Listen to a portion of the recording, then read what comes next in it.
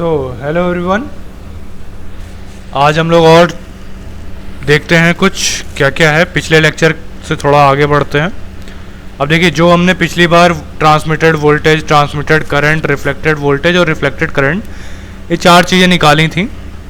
अब हम इसमें कुछ केसेस लगा के देखेंगे। ठीक, पहला केस क्या है कि आपकी जो लाइन है वो शॉर्ट सर्किट हो चुकी है। अब देखिए क्या कहता है, if the line is short circuited at the receiving end, मतलब आपका जो रिसीविंग एंड है अगर वो शॉर्ट सर्किट हो जाता है, शॉर्ट सर्किट आपको पता है कि वहाँ उस लाइन का जो इंडक्टेंस है वो ज़ीरो हो जा रहा है, तो उस केस में क्या होगा, जो भी आपका जो ट्रांसमिटेड वोल्टेज है वो तो ज़ीरो हो जाएगा, क्योंकि आपको पता है कोई भी शॉर्ट सर्किटेड लाइन का जो वोल्टेज अपीयर होगा वो कितना होगा, ज़ीरो होगा। और जो ट्रांसमिटेड करंट अगर आप निकालो, ट्रांसमिटेड करंट अगर आप देखो,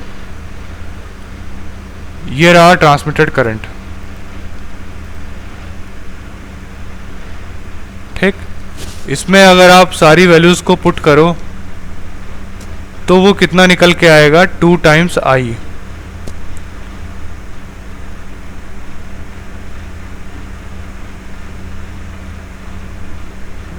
ठीक, क्योंकि E upon Z by Z plus ZC क्या है, ये पोर्शन अगर आप देखो, ये पोर्शन सिंपली आई है, ये वाला, और 2 टाइम्स आई हो जा रहा है।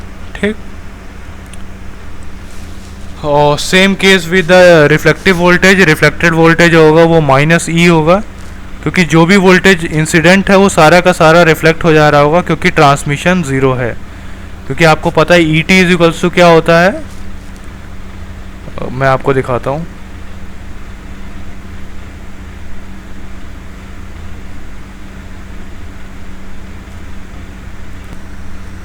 देखिए E T is equals to क्या होता है, ई प्लस ई आर, यानी ट्रांसमिटेड वोल्टेज जो है सम है इंसिडेंट प्लस टोटल वोल्टेज का। तो वहाँ से अगर आप उनकी वैल्यूज़ रखो तो E R equals to minus E आ जाएगा। Same case with the I R also. ठीक, सो अब हमें करना क्या है,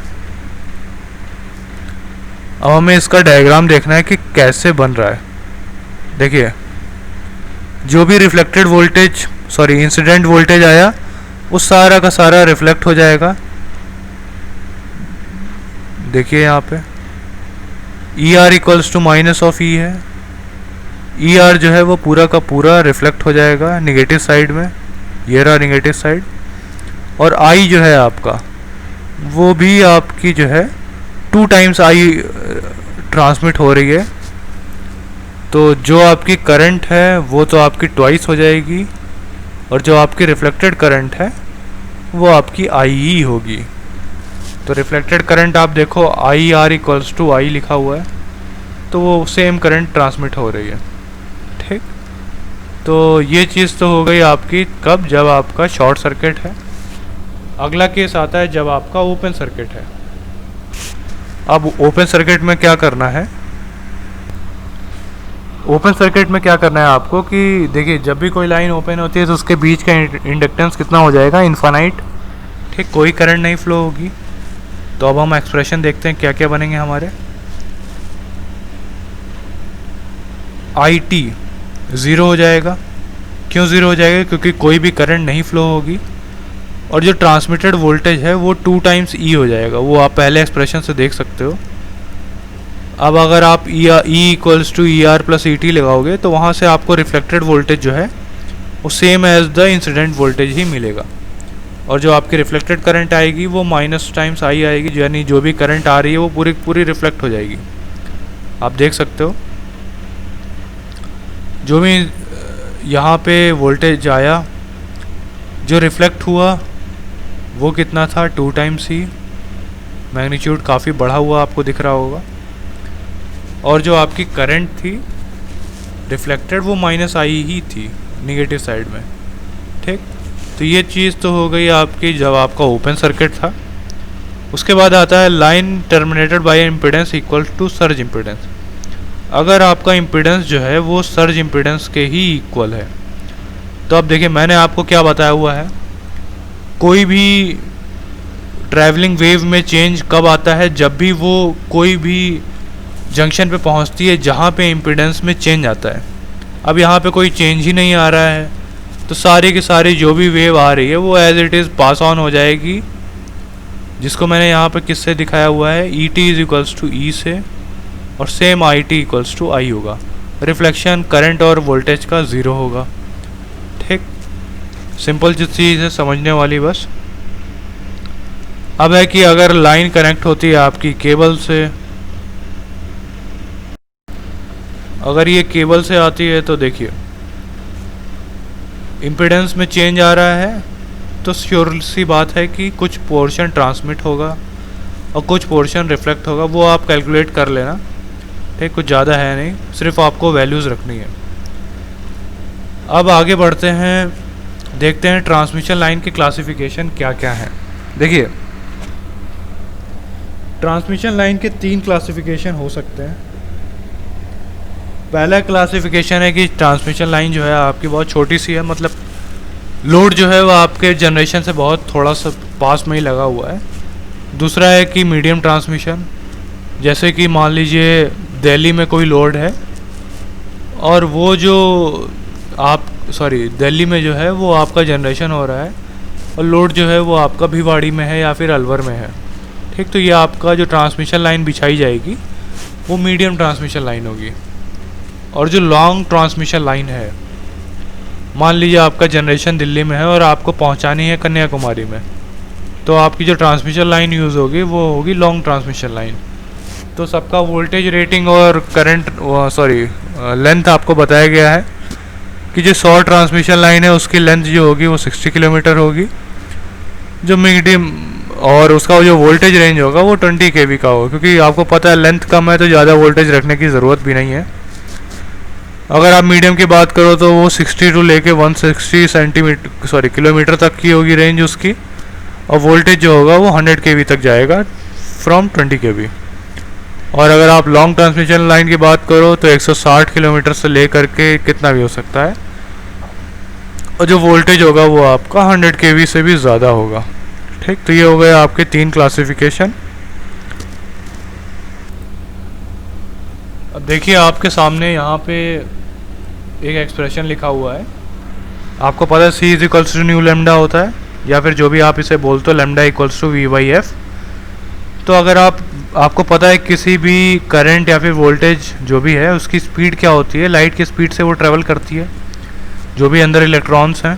ठीक, तो आपकी जो वेवलेंथ आएगी वो आएगी 6 × 10⁶ मीटर या फिर 6000 किलोमीटर।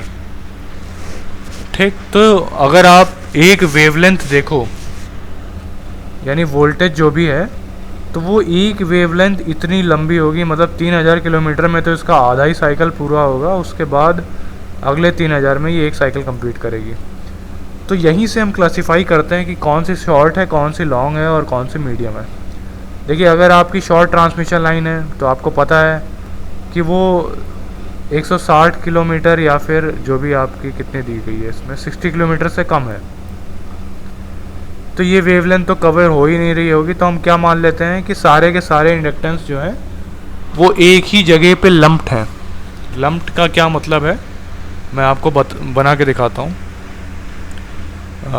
पेंट कहाँ है? ओके, सो देखिए लम्प्ड का क्या मतलब है।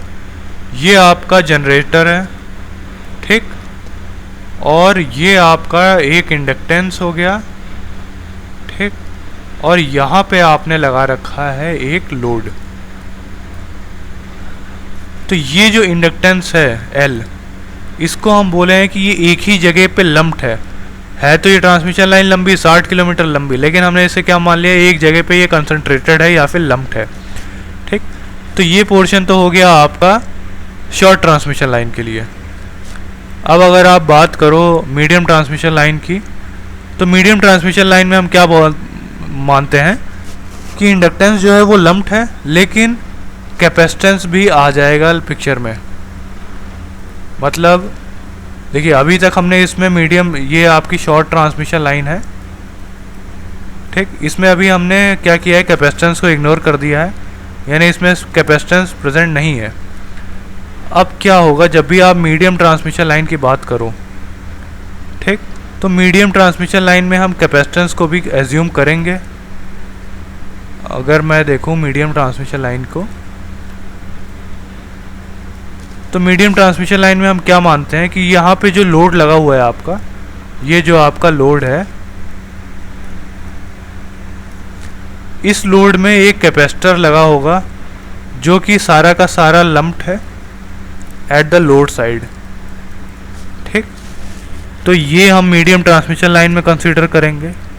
और अगर आप लॉन्ग ट्रांसमिशन लाइन की बात करो तो ये दोनों ही चीज़ें लंप्ड नहीं रह जाएंगी, ये छोटे छोटे चंक्स में तोड़नी पड़ेंगी। यानी कि जो आपका इतने पार्ट में L1 होगा, फिर इतने पार्ट में आपका L2 होगा, फिर यहाँ पे आपका एक कैपेसिटेंस C1 लगा होगा, उसी तरीके से यहाँ पे C2 होगा। तो ये आपका लॉन्ग ट्रांसमिशन लाइन का पार्ट है। ठीक, तो अभी हम मोस्टली क्या फोकस करेंगे, शॉर्ट ट्रांसमिशन लाइन पे, यानी कि जो आपकी शॉर्ट ट्रांसमिशन लाइन है यही हम मोस्टली यूज़ करेंगे। ठीक, तो आपको सारी चीज़ें पता चल चुकी हैं। आई होप यहाँ तक आपको सारी चीज़ें क्लियर होंगी। Thank you all.